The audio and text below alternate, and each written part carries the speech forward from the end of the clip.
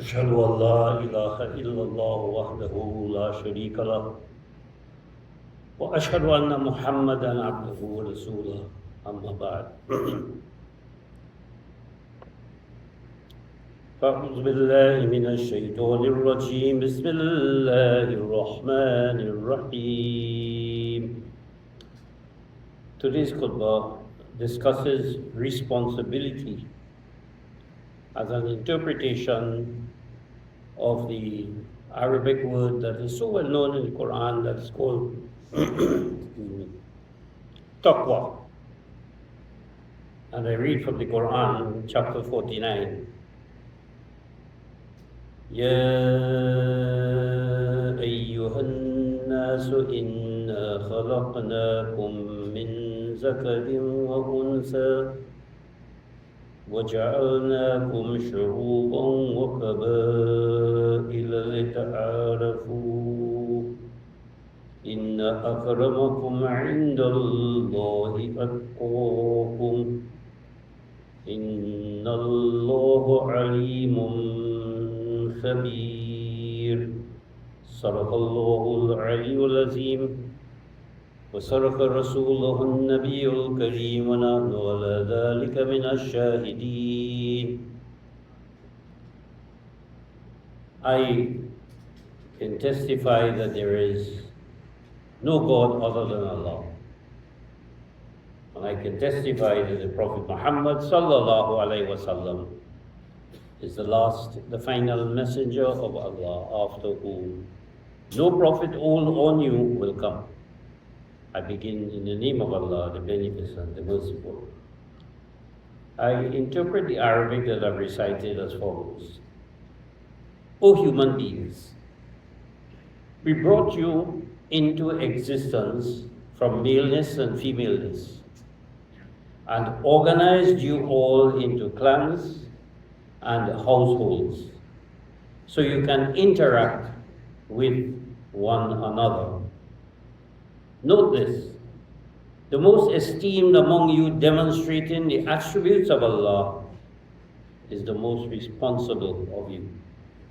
Indeed, Allah is ever knowing and continuously informed. When I say I'm interpreting the word taqwa as responsibility, there are many interpretations of this word.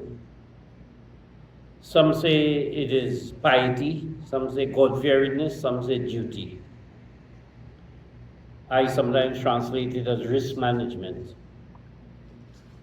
But all of these word meanings come because the word itself in Arabic means to anticipate and to prepare to avoid being damaged by the ill effects of other things, to guard against harm or injury, or to shield. So the Quran is telling us by just one word that our responsibility is to guard against, protect ourselves or shield ourselves against anything that could harm or injure us or any else otherwise, any other person.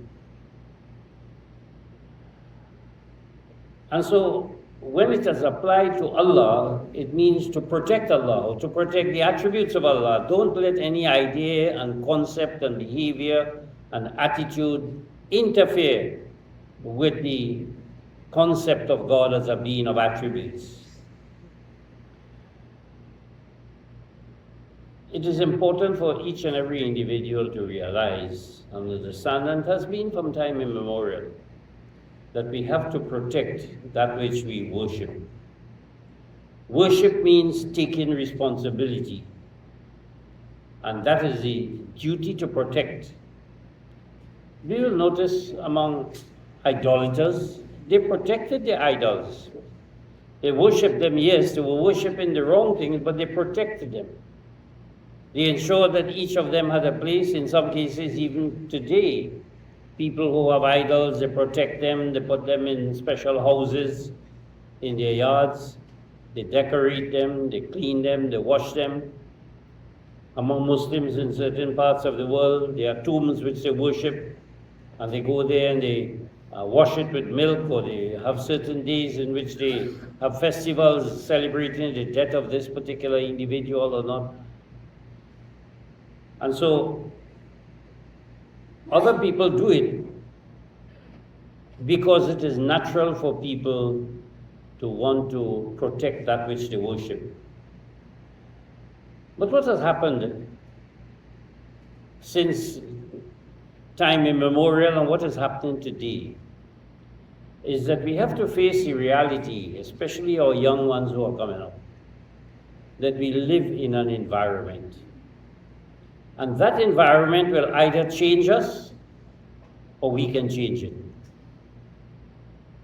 Now, the environment is not only the outside and the nature and animals and plants and protecting the environment, as people say, even within our home. The relationship with our parents, with our children, with our siblings, with our neighbors around, all that is an environment, and we have to protect against harm and injury. So we don't let our interaction with others bring about harm or injury.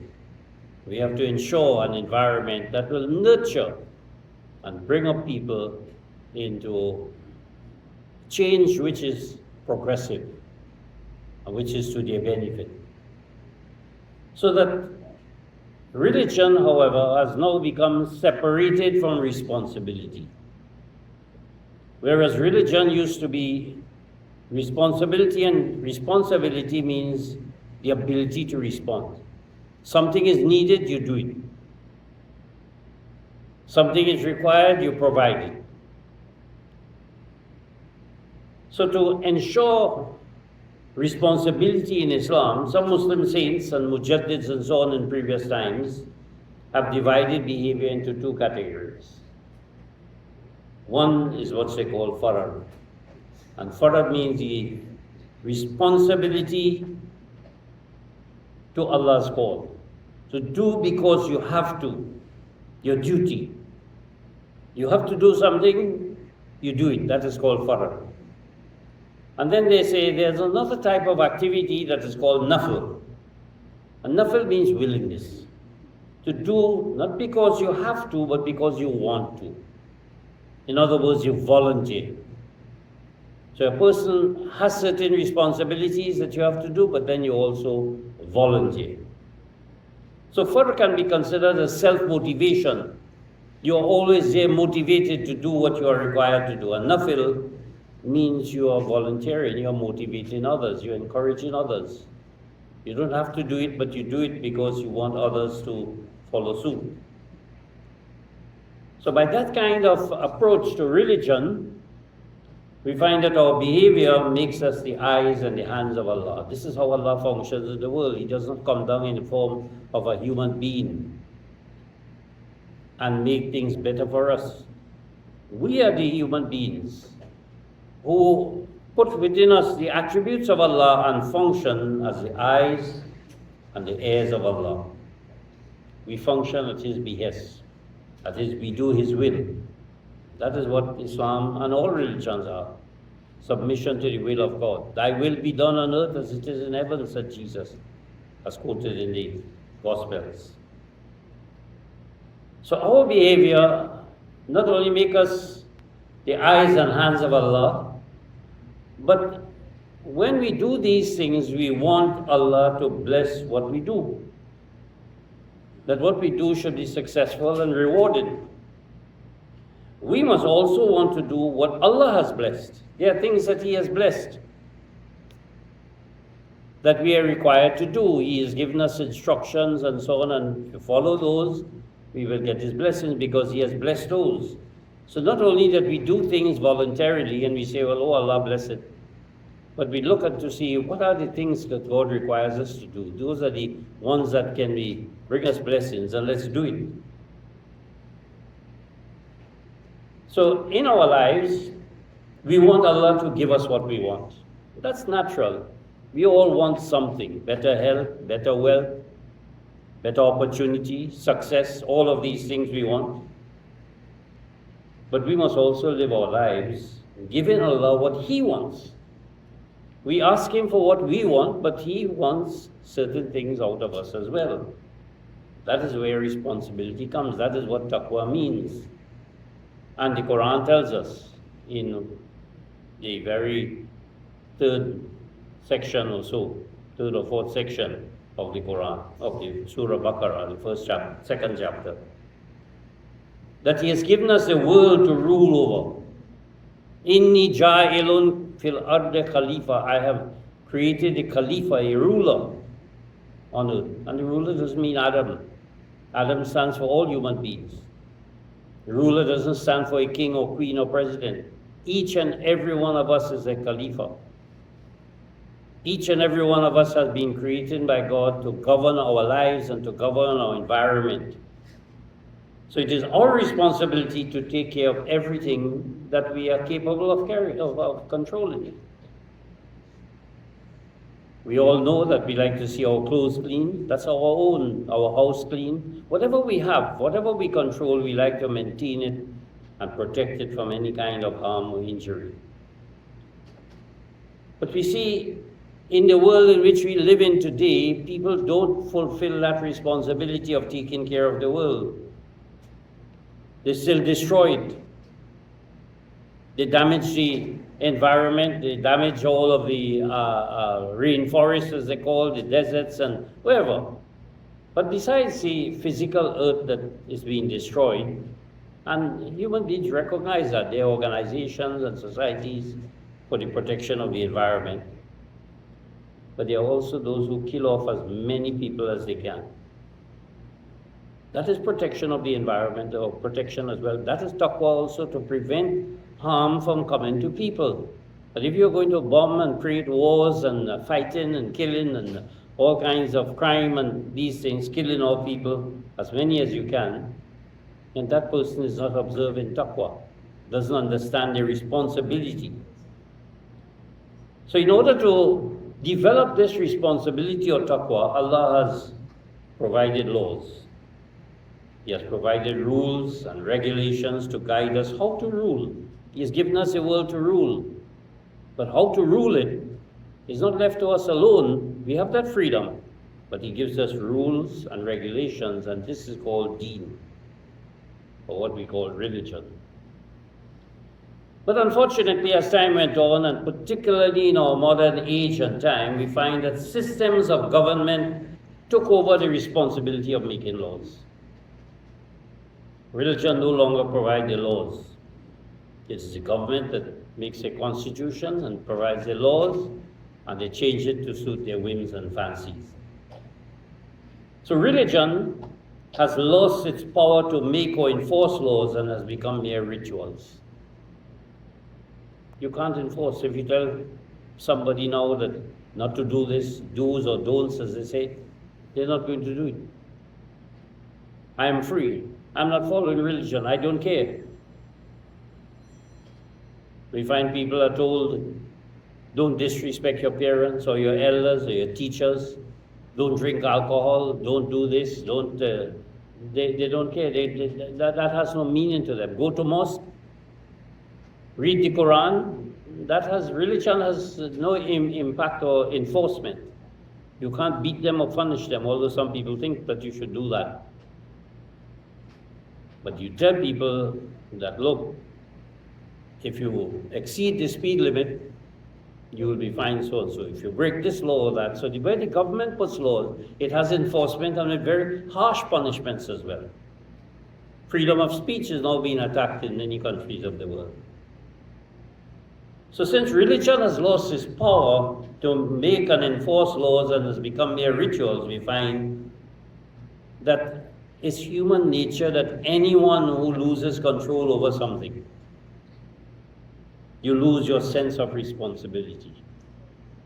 If I have, or if you have, or if anybody has no control over something, you lose your responsibility. You're not going to respond. When something is not yours anymore, you lose the will to protect it.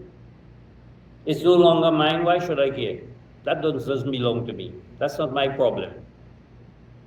That's not my wall, my fence, my road, my tree.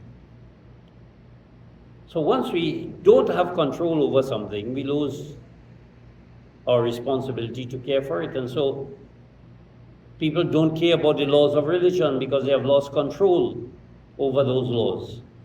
The government has to enforce the laws, not the people, not the church, not the mosque, not the mandir. And now to solve problems, therefore, people wait on government to act. Government has to solve crime. Government has to fix the roads. Government has to do that. But Allah informs us that we are our own government. We are inni ja'ilun fil ardi khalifa. He has appointed us as governors over on earth. Although in practical terms, that has been taken away from us. So that's what our young people need to understand. As they grow up in that environment, it's either they change that concept or that concept will change them. Many of us have failed to change that concept and therefore we live within it, providing a lot of things for our children. We see a lot of challenges for our children and the future generations, and we see little ability to make improvements. So we live our lives working to pay taxes for the needs of government, but not for our own needs. People are complaining they don't have enough money for their own needs, but they have to pay their taxes, the land tax, the income tax, or VAT, value-added tax, whatever it may be, they have to pay. They are not obligated to pay zakat or sadqatul fitr or any kind of charity or voluntary donation or so. They are not obligated. Nobody punishes them if they don't. You do it as your whim and fancy. But when it comes to buying groceries, you have to pay the VAT. You can't say, I don't want to pay it, I'm not paying it. We notice that, take any country in the world, our own country in Trinidad and Tobago. How come government suddenly, at some point in time, own lands? They used to call it crown lands when we were British. Now they call it state lands because we are a republic. Where did they get? Did they buy those lands? Or is it just people had lands that they had bought and they had deeds for it? Okay, that's yours. Any other became the property of the crown. These had belonged maybe to the Caribs and Arawaks before.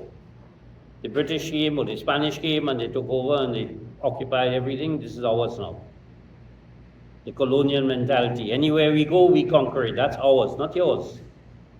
We don't respect your rights. We have to put our laws and rules and regulations. This is history. These are facts.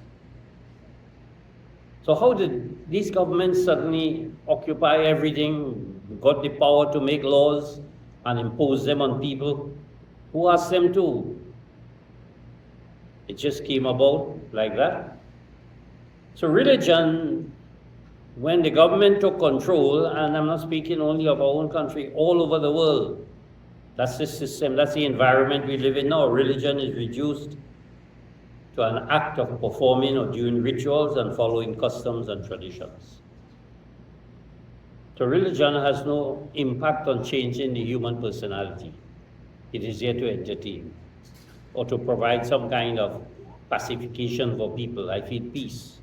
I feel cleansed when I come to mosque, when I go to church, when I go to temple, or whether I see it on TV or so. So many people nowadays attend religious functions which are grand, which are spectacular. In fact, year by year, everything is being made, all religious festivals and functions are being made more and more spectacular.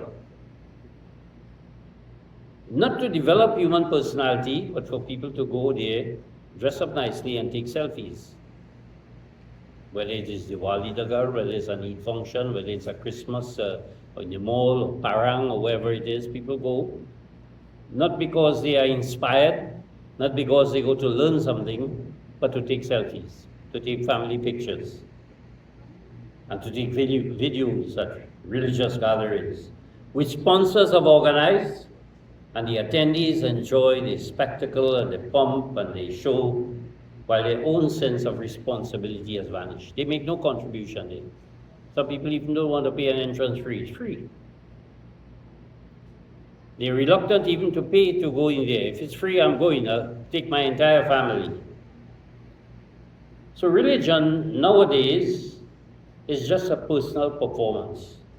It's just about festivals and ceremonies and no longer means how we take care of things in the world. Our responsibility as human beings to nature and to ourselves and our family and other human beings. For any issue or crisis, the appeal, however, is made for prayer, which is thought to be solution.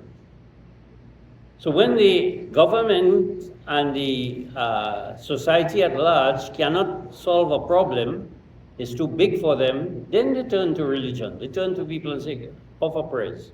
Hurricane is coming. Any issue they have, we don't want rain, we don't want floods, we don't want too much of heat, we don't want too much of snow. So they begin to turn now to religion and say, let's have a day of prayer. Everybody go to church or mosque or temple and let's pray for some kind of tragedy. If there's COVID, if there's some plague, or we want your prayers. When doctors are unable to help someone, say a prayer. When there are financial difficulties and so on, prayer seems to be the solution. So the world has made religion into what prayers you say, what festival you celebrate, and not about how you live, not about your responsibility, your duty to your community, your duty to your family, your duty to the world and the environment around you. And we see it on a daily basis. We see pollution. People are careless with their rubbish and don't bother whether there are flies in their home or neighbors, or you have vermin, which is rats and so on. So you do have that, call the government. Sanitary inspector will come and do whatever it is. We don't have to do anything. Our responsibility is taken away from us because our control of our lives and our homes and our environment is denied to us. You can't put this and you can't do that, rules and regulations and laws, even if you want to. But religion, when we look around, is not destroyed. True, it is true that when it comes to pollution, people don't clean their drains, they don't do things which are required. There are many like that. We may do it in our own home and firm, but then the neighbor does not do it. And then they filth or whatever it is, flies or so, come into our homes. So it is not something that is only for Muslims or Hindus or Christians. Everybody has to contribute. But religion is there in everybody. It's not destroyed. But what has happened is that it is emptied from within the person. There are many people who are in a religion, but religion is not in them. They are empty. They are just an outer shell that attends church on a Sunday, or they attend temple on a regular basis, or they attend the mosque on a Friday or other days. They attend all these festivals, and they even perform rituals of prayer also. Have this puja, have this Quranic reading, have this novena and special prayers and all of these things. So that people are not less spiritual, but what has happened is spirituality has become convenient and commercialized. I don't have to do much. I can call the imam, I can call the priest or pandit, and they will do the prayers for me. I just have to pay a certain amount of money. So what has become sacred, what is in fact sacred, has become symbolic. Everything is a symbol and a show. And many have stopped believing that anything will ever change. And that's a frustration that many of our young people may have all over the world. That things would never change. We can't see any change coming. And that has produced a mindset which has developed deeply into the minds of adults as well as young people who are growing up. What can one person do? I am just one individual. I can't stop the war in Ukraine. I can't stop the war in Gaza. I can't stop the trucks or people with their tractors also damaging the road, or the neighbor throwing rubbish, I can't do it. Yet still, in almost every religion, we find that there's one person who stood up and brought about change. Sometimes in a religion you have several people. Hinduism, you have Ram, brought the change. Suffered a lot, but he brought change. Christianity, you've had Jesus Christ, one individual made a change.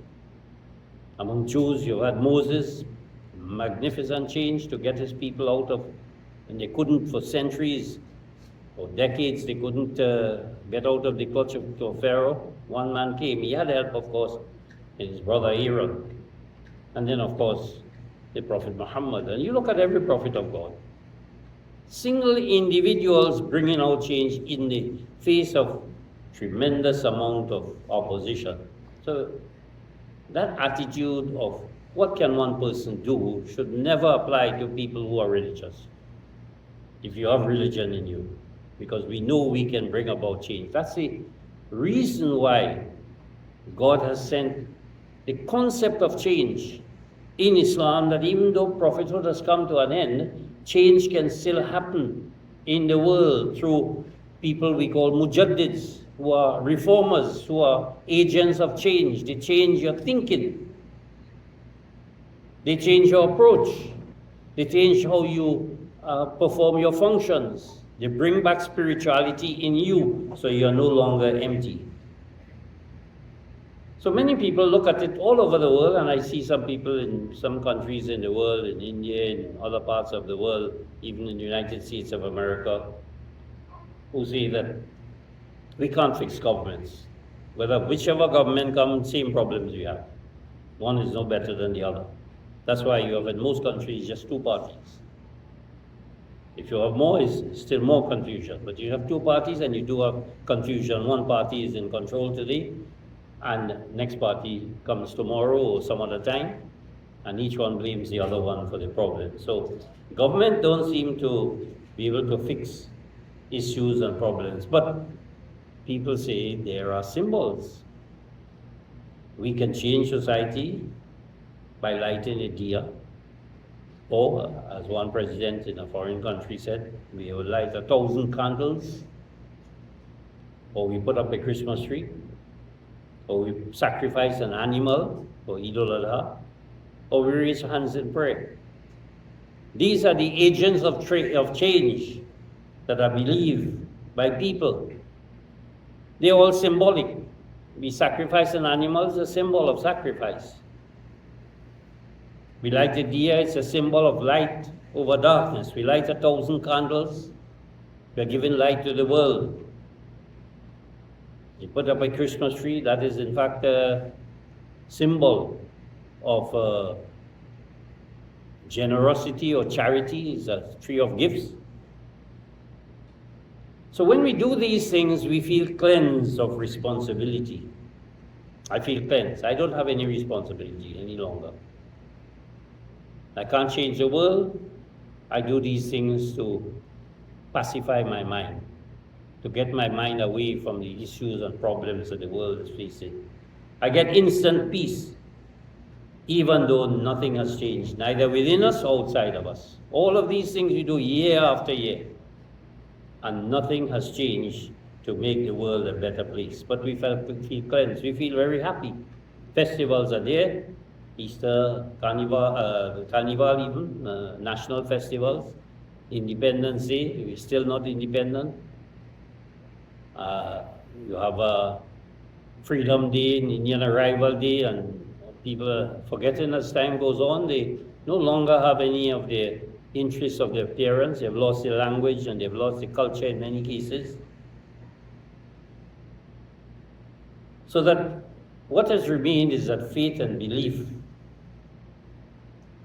And faith and belief are really systems that give comfort but not change. So religion, our faith, and our belief systems, they give us comfort. We feel happy, we feel cleansed, we feel good. That we've had a function, we've, thanks God, we came to mosque or church or so. but there's no change in ourselves, in our community or society. So responsibility is replaced with ritual. And the Quran says, describes that about such people who adopt that attitude. وَمَا يَشْعُرُونَ. They perceive not. People don't realize it. They don't realize what is happening to them and what is happening to the world and their country and their children and future generation. They don't understand that because rituals are increased. More and more namaz, more and more prayer, nafil and so on. More and more novenas besides the masses, and you have for death, and you have for birth, and you have for marriage, and you have, and then you have so many different pujas, and you have a lot of rituals that you can. Places of worship are becoming bigger, more elaborate. Festivals have become louder and grander and bigger. You look at it, massive amount of people. Look how many people attend this function or that function, the other religious functions. Government or the business community provide funds for the symbols of devotion, but not for the symbols of change, not for the systems of change. So the symbols of devotion, all these festivals and so on, funding is available, donations are available from business people, from government, but to bring about change in people, to stop them from crime, to stop them from pollution, to stop them from, abuse and bullying and all of these things that we recognize as challenges in our community, problems in our community. There's little or no funding for that. The churches are on their own, the temples and the mosque and the jamaats are all on their own. If government tries to bring about a change, you see the reaction. If they only stop alcohol or reduce on the carnival, which is dancing on the street in a drunken state with little clothes, that is called artistic. And that is called a tourist attraction.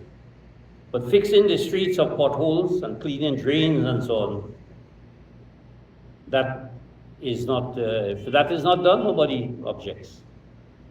Because no one takes selfies of a fixed pothole. You will take a selfie in a mall which is a single Christmas tree, but you won't take a selfie of a pothole that has been fixed. There's no self-help in taking responsibility for improving the environment, but selfies with parliamentary representatives when they visit, that is what people look forward to.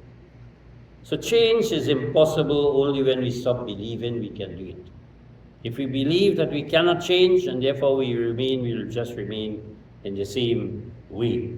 We all know that lifestyle changes and amendments contribute to a better person and a better society, which needs not more devotion, but greater responsibility. So spirituality is not merely folding hands to worship, but using hands to help one another. And religion is preached as a punishment for those who are disbelievers or mushriks or so, but not for those who destroy human life through drugs and alcohol and wars and all of these things, and crime.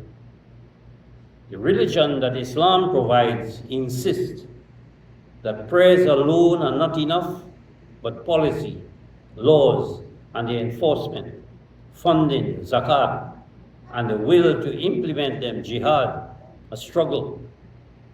That is what Islam provides. The mechanism for change, the mechanism for bringing back responsibility as a very integral part of religion, bringing back what is called taqwaa. So the soul of religion, the Quran says, is connection between belief and responsibility. The word in Arabic is wasila. In chapter 5 of the Quran, there's a connection between belief and responsibility. You believe, you have a responsibility to perform. So masjids are holy, for example, but who takes the responsibility for its upkeep? Many parts of the world, people go to mosque. They just go there and pray. Who must it? There's some, what is called waqf, a board that looks after it, or government, or private people. They insurance, or light bills, or painting, or upkeep, or leaks, or whatever. Many people go to mosque, that's not their concern.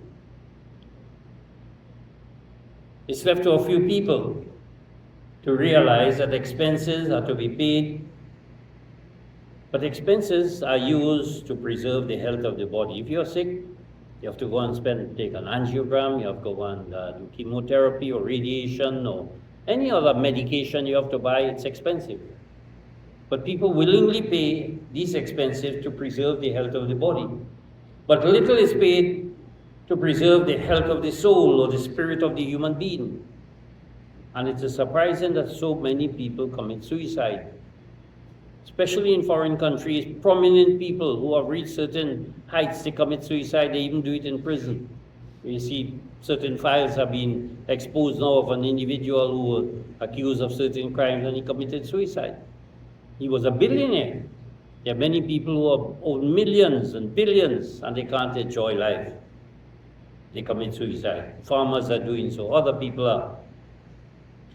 So money is not spent to preserve the health of the soul. There's always responsibility when control is taken away from people, and religion has little control over people's life. They don't own it. Someone else will do it. That is called vicarious responsibility. Vicarious means somebody else is going to do it. You sin, you don't have to pay for it.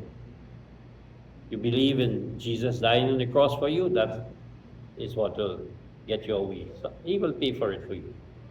If you're a Muslim, you accept the kalima, Muhammad will ask God on the day of judgment, he will tell God, forgive them. This is my follower. This is one of my ummah. And so it is with other faith systems. You worship this particular deity and they will in fact intervene and absolve you of your responsibility. So religion really, when we look at it, teaches us that Allah requires loyalty, not fear, and loyalty calls for responsibility for what the Quran describes as taqwaa. Barakallahu lana wa lakum fil Quran al-Azim wa nafa'ana wa iyyakum bil ayati wa zikr al-hakim. Innahu ta'ala jawadun kareem malikun barrun rahim.